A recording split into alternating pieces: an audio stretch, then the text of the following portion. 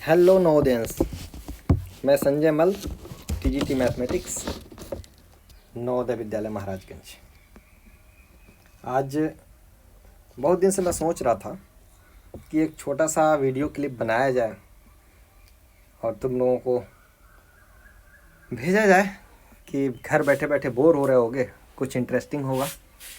हम प्रयास कर रहे हैं कि तुम लोगों को कुछ इंटरेस्टिंग किया जाए, क्योंकि कोविड-19 कोरोना के डर से सब लोग घर में ही बैठे हुए हैं। सरकार भी बाहर आने की अनुमति नहीं दे रही है और आना ठीक भी नहीं है।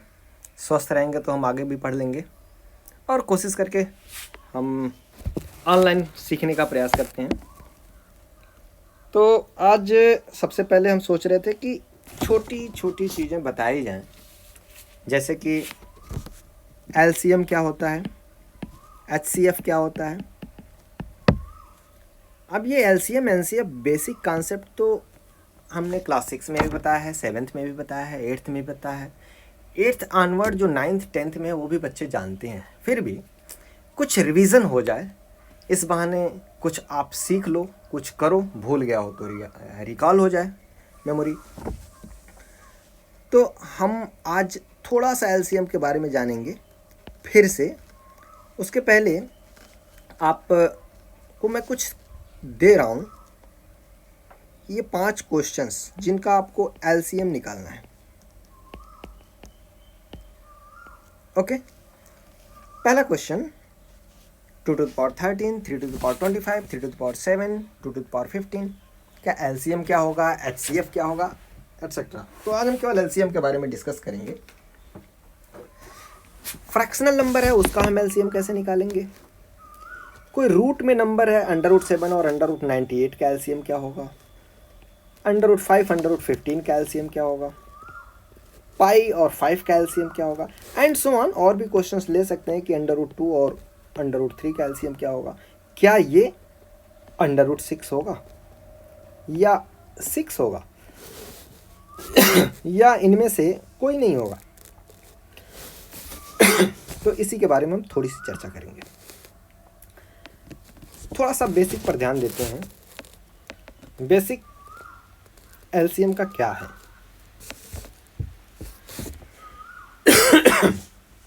देखिए, एलसीएम निकालने के लिए तो बहुत सारे मेथड्स हैं। सपोज हमने 2, 8 और 10 का एलसीएम निकालना है।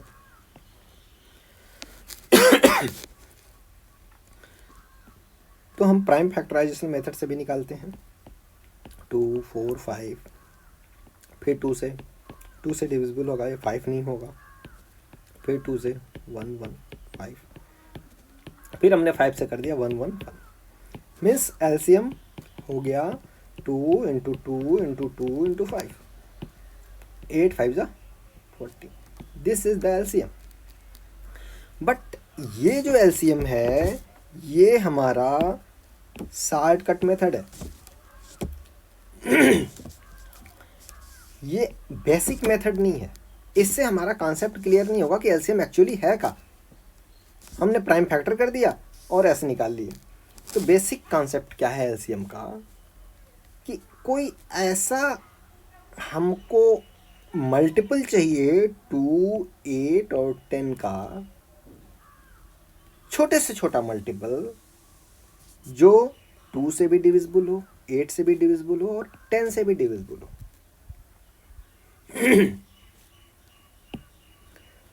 तो मीन्स एलसीएम होता है लीस्ट कॉमन मल्टीपल।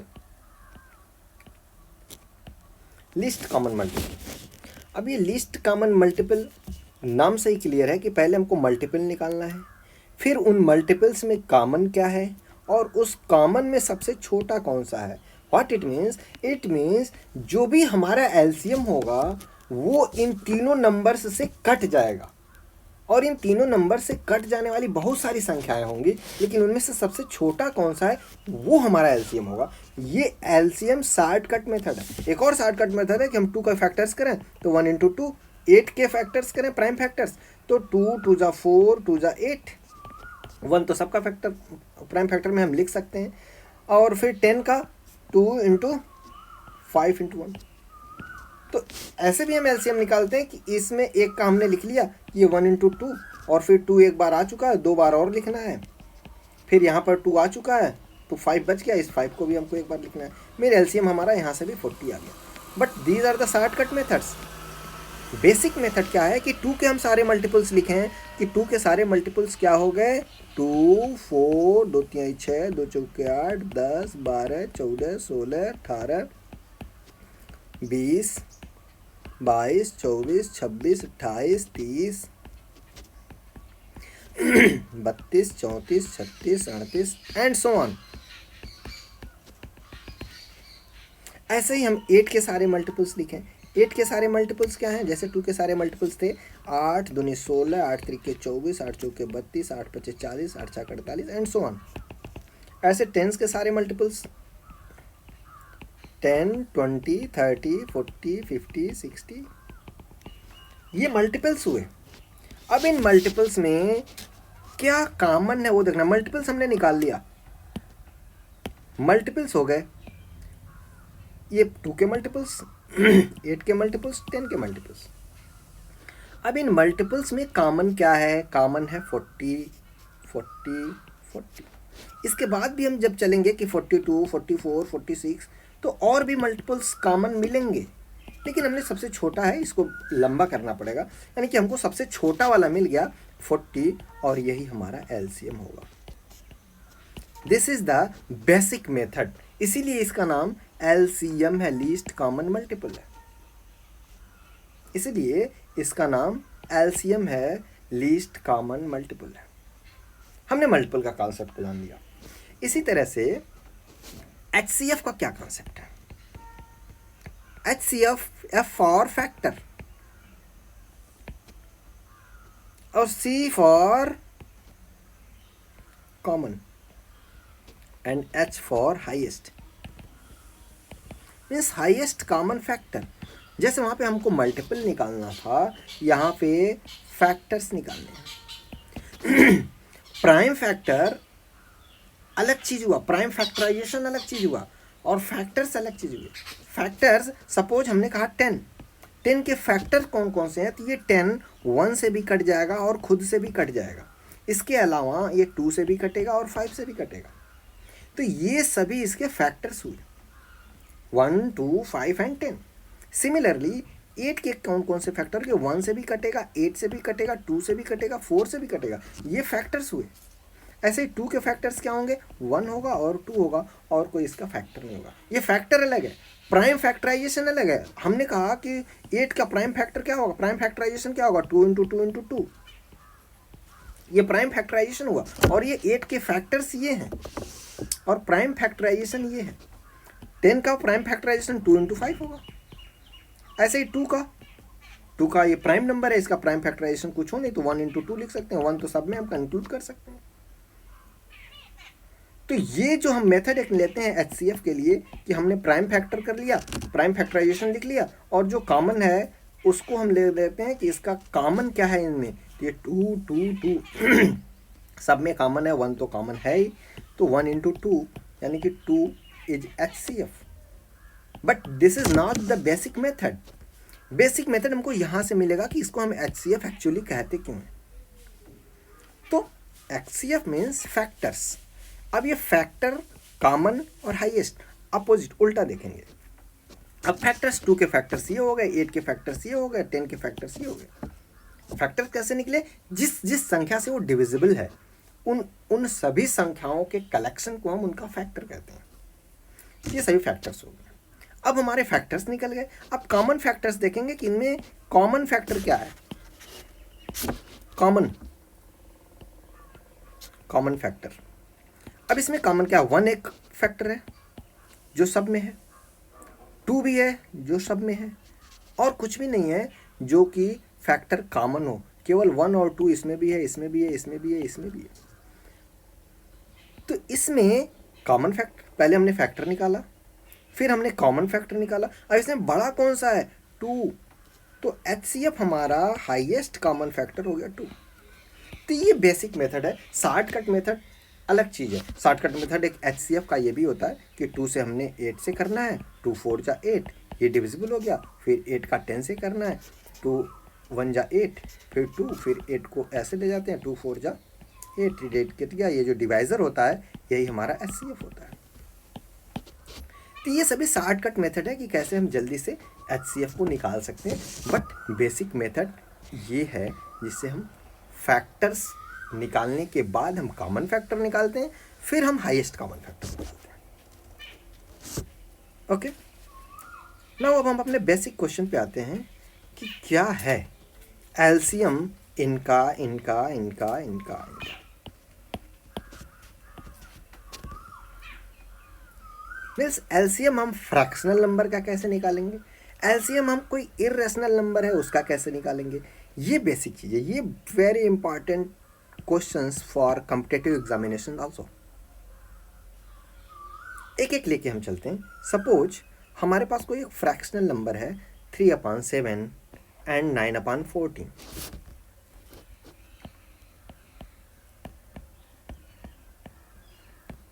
पहले हम ये क्वेश्चन लेके चलते हैं जो कि हमारा गिवन क्वेश्चन नंबर 2 था। क्वेश्चन नंबर 2,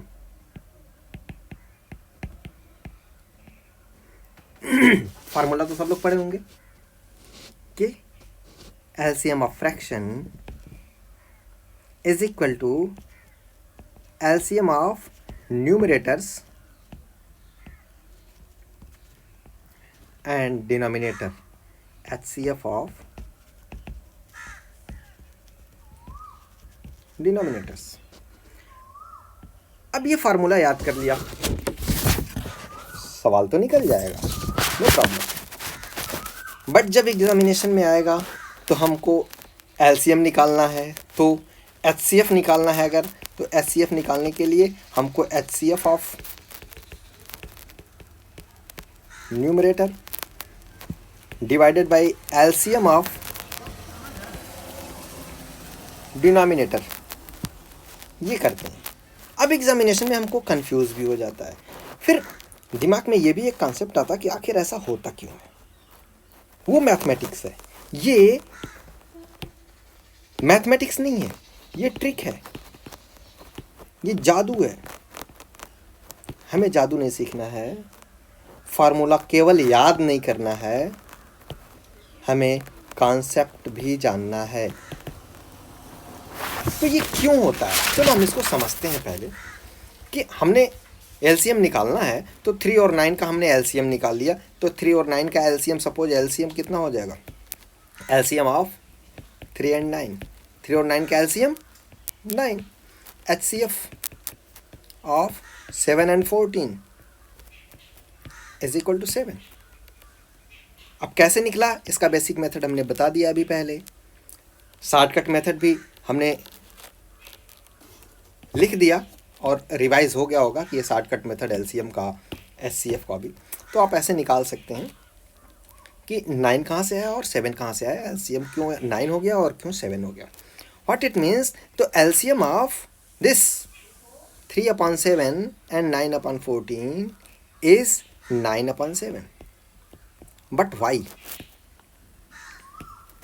इसको थोड़ा सा हम देखते हैं। इसी तरह से जितने भी हमारे क्वेश्चंस हैं, ये एक्सपोनेंशियल का, ये इरेशनल नंबर्स का, इसको भी हम अभी सीखेंगे। अभी तक बेसिक हुआ। नाउ लेट अस सी, सपोज जो हमारे पास दो नंबर्स हैं 3/7 एंड 9/14, इनका एलसीएम निकालना है।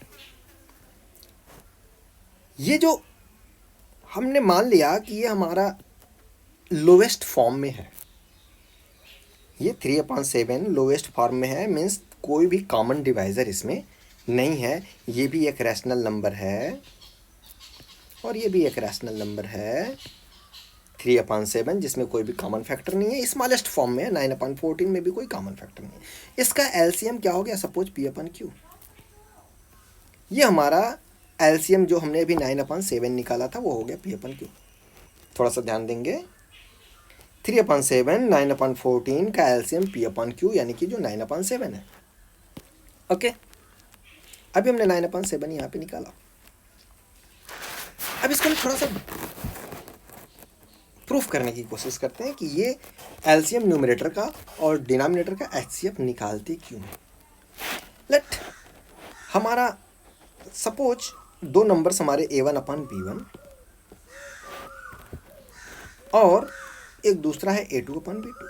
ये दो नंबर्स हैं जिनका एलसीएम निकालना है और जो एलसीएम हमने निकाला वो आ गया P अपन Q। ये सभी लोवेस्ट फॉर्म में हैं, चाहे वो A1 अपन B1 हुआ या A2 अपन B2 हुआ या P अपन Q हुआ, ये सभी अपने लोवेस्ट फॉर्म में हैं। Means A1 is not divisible by B1, A2 is not divisible by B2, P is not divisible by Q, lowest form. अच्छा, हमने एलसीएम निकाला और P अपन Q आया। एलसीएम का बेसिक कॉन्सेप्ट हमने बताया कि this P upon Q is divisible by A1 upon B1 and this P upon Q is divisible by A2 upon B2। Means P upon Q ये LCM है तो ये इससे भी कट जाएगा और इससे भी कट जाएगा। ये सबसे छोटी संख्या है P अपन Q जो A1 अपन B1 से और A2 अपन B2 से भी कट जाएगा। Got it? चलो इसको हम लिख लेते हैं कि सपोज ये P अपन Q A1 अपन B1 से कट जा रहा है और ये P अपन Q A2 अपन B2 से भी कट जा रहा है। सपोज ये कटने के बाद I1 आ रहा है, ये I2 आ रहा है, ये इंटीग्रल, ये डिविजिबल हो गया। एलसीएम हमारा आ गया, किसी एक पूर्ण संख्या से कटेगा, फ्रैक्शन में तो कटेगा नहीं, कोई एक इंटीजर आएगा। चलिए अब ये इंटीजर आ गया, इसको हम थोड़ा सा सॉल्व कर लेते हैं कि P A1 अपान Q B1 ये is equal to I1। Similarly इसको भी हम कर लेते हैं P B2 अपान Q A2। Any problem? एक बार फिर से देखिए, A1 अपान B1 एक फ्रैक्शनल नंबर है, A2 अपान B2 एक दूसरा फ्रैक्शनल नंबर है। इन दोनों का एलसीएम P अपान Q आया। अब ये P अपान Q ऐसा सबसे छोटा नंबर होगा जो इससे भी कट जाएगा और इससे भी कट जाएगा। ओके, उसी को हमने लिख दिया, कट जाएगा यानी कि ये फुल नंबर में कटेगा, इंटीजर्स में कटेगा, यानी कि दिस P अपान Q को डिवाइड कर दिया जाए A1 अपान B1 से तो एक इंटीजर I1 आ गया, हमने मान लिया लेट। और P अपान Q को A2 अपान B2 से डिवाइड कर रहे हैं तो वो I2 आ गया, ये भी हमने मान लिया। ओके, चलिए आगे बढ़ते हैं। अब यहाँ पे यहीं पर कॉन्सेप्ट को समझना है बहुत ध्यान से कि ये हमने I1 मान लिया था, इसको हमने मान लिया I2। अब देखो P Q से तो डिविजिबल है नहीं, हमने यहाँ पे मान लिया था कि ये लोएस्ट फॉर्म में है, ये लोएस्ट फॉर्म में है, डिविजिबल नहीं है। अच्छा, A1 B1 से भी डिविजिबल नहीं है, ये भी हमने मान लिया था यहाँ पे। ओके, स्मॉलेस्ट फॉर्म में ये सभी स्मॉलेस्ट फॉर्म में है या स्टैंडर्ड फॉर्म। लेकिन जब हम इसको डिवाइड कर रहे हैं तो ये एक इंटीग्रल वैल्यू आ रहा है I1। What it means? It means this P is, अगर Q से नहीं डिविजिबल है तो अगर ये P डिविजिबल नहीं है Q से और A1 B1 से डिविजिबल नहीं है, इसका मतलब ये हुआ कि ये P A1 से डिविजिबल है, B1 से डिविजिबल है, P इससे डिविजिबल है, ये इससे डिविजिबल है। मीन्स ये इससे डिविजिबल हो सकता है। Means P is divisible by A1 and P is divisible by B1 is divisible by Q and P is divisible by, यहाँ से लें A2 and B2 is divisible by Q2। हमने डिविजिबल के लिए ऐसे साइन लगाया कि पढ़ने में थोड़ा आसानी होगा आपको। ये P A1 से डिविजिबल हो गया एंड P A2 से डिविजिबल हो गया, B1 Q से डिविजिबल हुआ और B2 भी Q2 से डिविजिबल होगा, B1 Q से। तो इसका कॉन्सेप्ट आपको ये समझना है सिंपली कि ये P is divisible by A1, P is divisible by A2, यहाँ पर A2 है, P P is divisible by A2, यहाँ पे कंफ्यूजन हो रहा है, P upon A1 upon B1। हाँ हाँ हाँ,